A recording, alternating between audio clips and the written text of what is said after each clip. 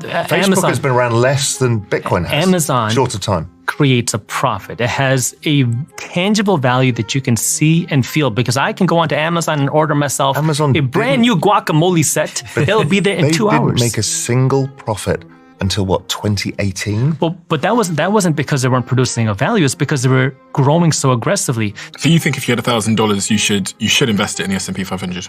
Well, I'm not saying you should. I think personal finance is personal. I think if it was me, if I have $1,000 extra and I'm just trying to figure things out, I'm going to go buy some books. I'm going to buy a class. I'm going to do something about how do I increase my income, going back to what you said.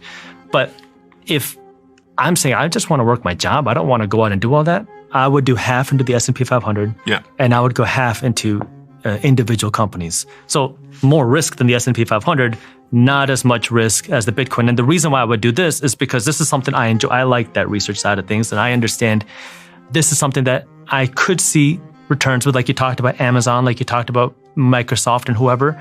There's potential.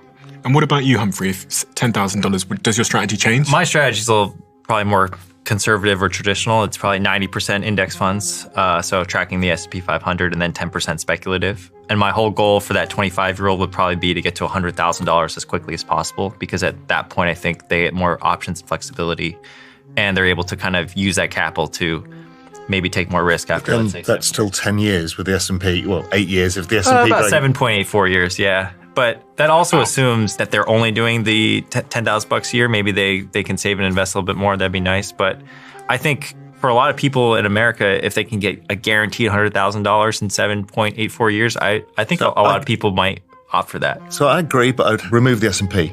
You do all crypto? No, I just do NASDAQ.